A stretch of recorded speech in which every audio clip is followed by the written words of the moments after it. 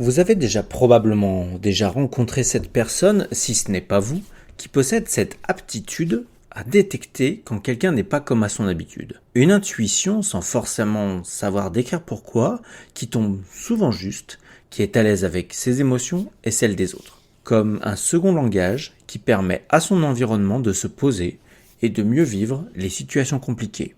Cette personne a probablement une importante intelligence émotionnelle. Et dans cet épisode, nous allons explorer ce sujet. C'est une compétence qui peut transformer vos relations, améliorer vos performances et renforcer la cohésion au sein de votre équipe. C'est l'intelligence émotionnelle et elle est devenue incontournable dans vos vies personnelles et professionnelles. Lors de cet épisode, vous allez découvrir des idées, des outils concrets, des exemples issus du monde professionnel pour intégrer l'intelligence émotionnelle dans votre quotidien et votre leadership.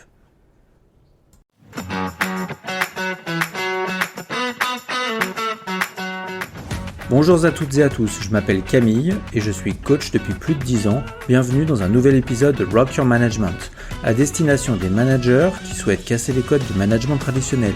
Ici, on parle d'intelligence émotionnelle et collective, d'écoute et de leadership authentique pour améliorer à la fois la performance et le bien-être de vos équipes. Installez-vous confortablement, prenez une bonne respiration et on est parti.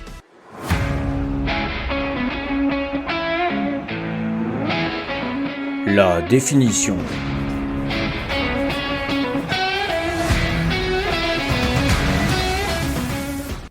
Commençons par la base. Qu'est-ce que l'intelligence émotionnelle ? Le concept d'intelligence émotionnelle a été popularisé par Daniel Goleman à la fin des années 90. Il l'a défini comme la capacité à reconnaître, comprendre et gérer ses propres émotions tout en étant capable de percevoir et influencer celles des autres. Selon Goleman, l'intelligence émotionnelle repose sur 4 sphères principales. La première sphère est la conscience de soi. Elle est la capacité à comprendre ses émotions, à reconnaître leurs influences et les utiliser pour guider nos décisions. La deuxième, la gestion de soi, consiste à maîtriser ses émotions et impulsions et à s'adapter à l'évolution de la situation. La troisième sphère, l'intelligence interpersonnelle ou conscience des autres, englobe la capacité à détecter et à comprendre les émotions d'autrui et à y réagir. Enfin, la quatrième est la gestion des relations. Elle correspond à la capacité à inspirer, à influencer les autres tout en favorisant leur développement et à gérer les conflits. Voici quelques exemples pour que vous soyez en mesure d'intuiter ce que composent ces 4 sphères. Un premier exemple pourrait se présenter lors d'une réunion tendue. Un manager émotionnellement intelligent saura reconnaître qu'il ressent de l'impatience et choisira de poser calmement des questions ouvertes au lieu de couper ses collaborateurs. Il comprend et connaît les émotions. Il est capable de prendre du recul sur ce qu'elles lui expriment en termes de besoins et agit en conséquence plutôt que de s'y abandonner. Un second exemple pourrait être un ou une membre d'équipe qui arrive dans le bureau et qui dit bonjour à tous les autres membres déjà présents. Au café traditionnel du matin, il ou elle viendra discuter avec un coéquipier qui, selon cette personne, n'a pas dit bonjour comme d'habitude. Et elle demande si tout va bien. Bien entendu, elle a visé juste. Il s'est passé quelque chose dans la soirée précédente.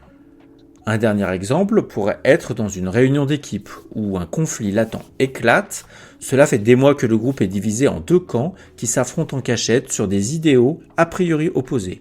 L'animateur, cette fois, explique que nous sommes tous dans le même bateau et que nous avançons dans un but commun.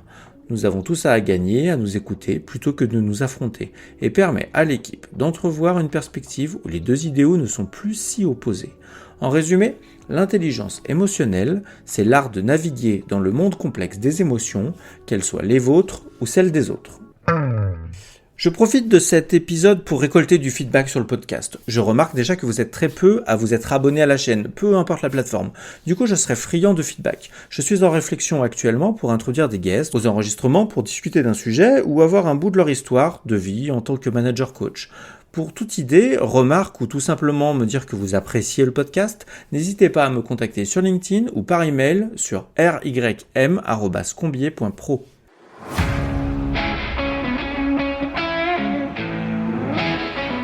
Les avantages.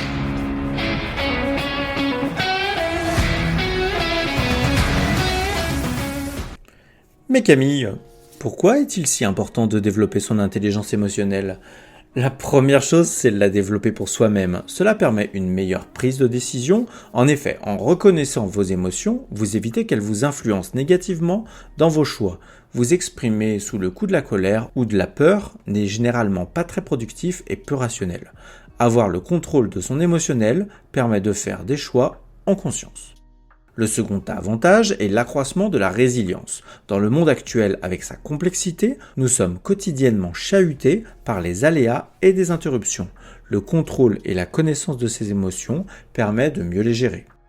Enfin, vous aurez des relations enrichies. Votre empathie et votre écoute auront naturellement une tendance à créer des connexions et des liens plus authentiques et profonds avec les autres.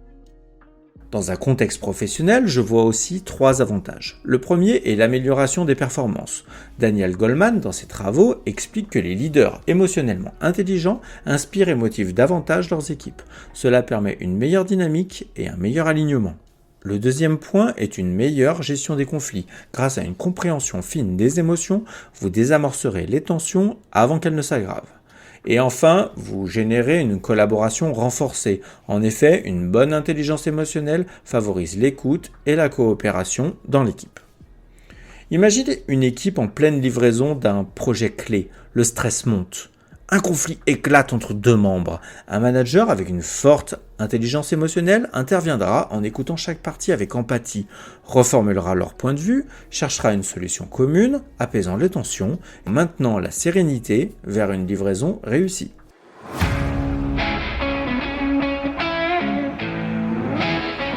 Ces émotions.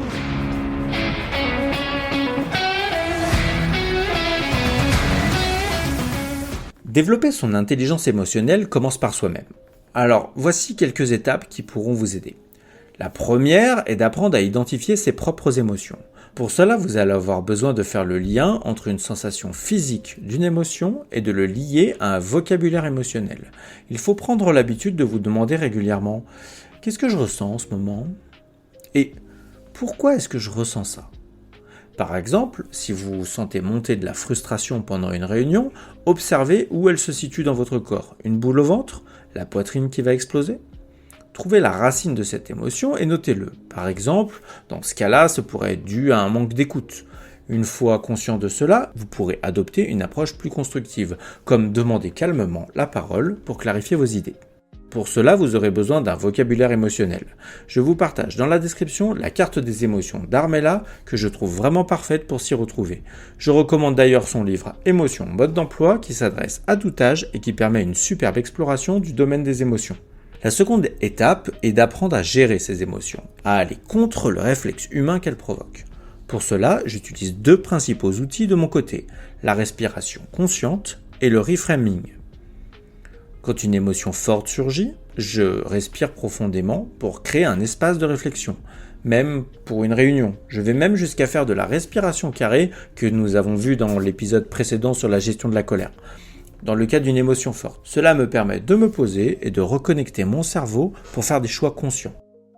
Les émotions sont le langage de votre corps. Elles vous donnent des indicateurs sur ce dont vous avez besoin. Plus vous les écoutez et plus vous serez épanoui dans votre environnement.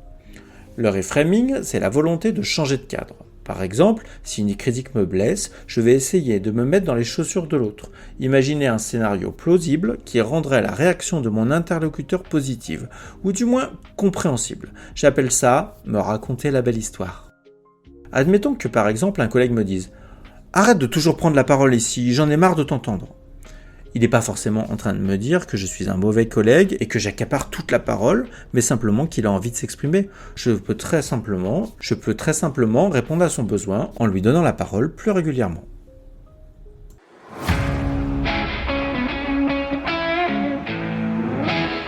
Cultiver l'intelligence émotionnelle.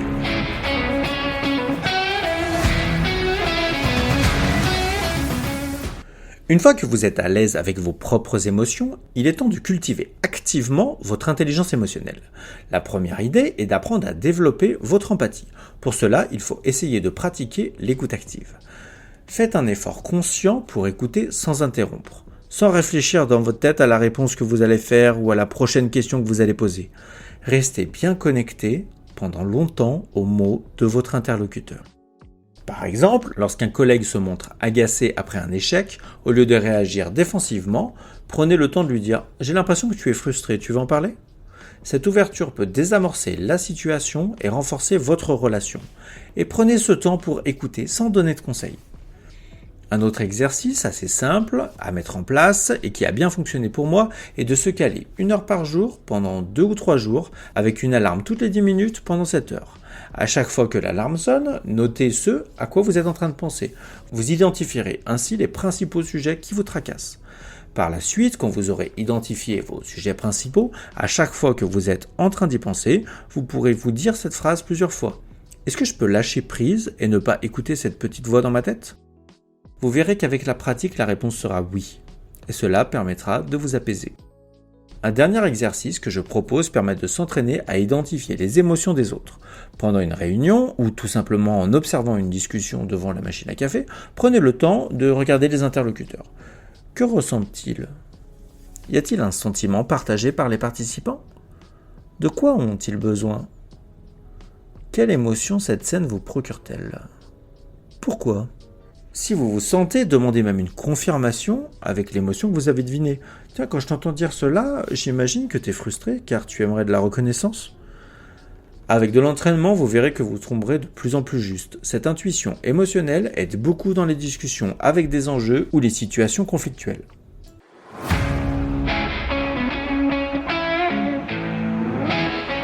En tant que manager,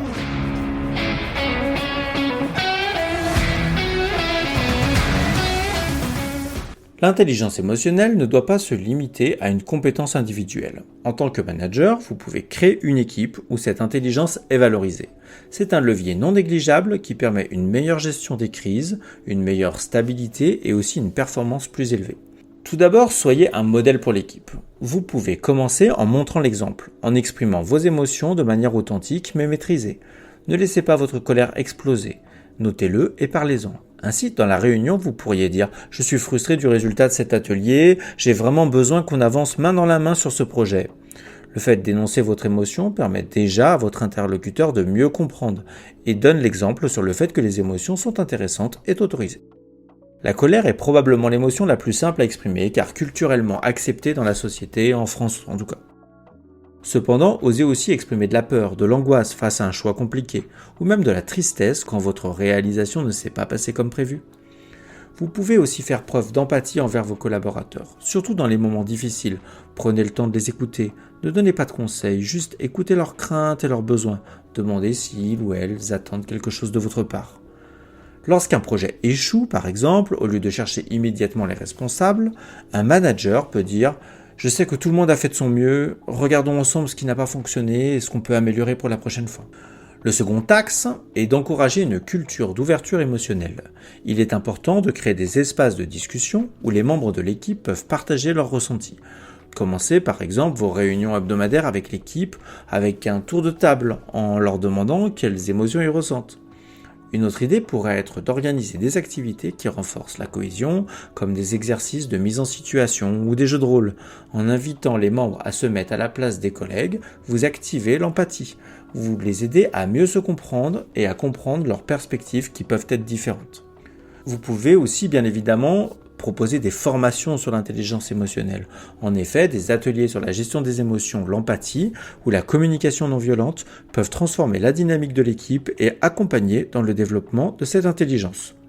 Enfin, quand vous donnez un feedback, intégrez cette dimension émotionnelle. En faisant des émotions votre vocabulaire et votre quotidien, vous allez développer de nouvelles compétences.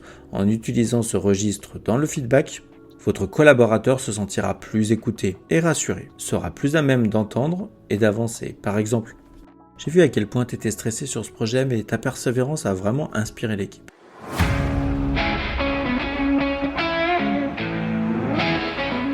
La conclusion.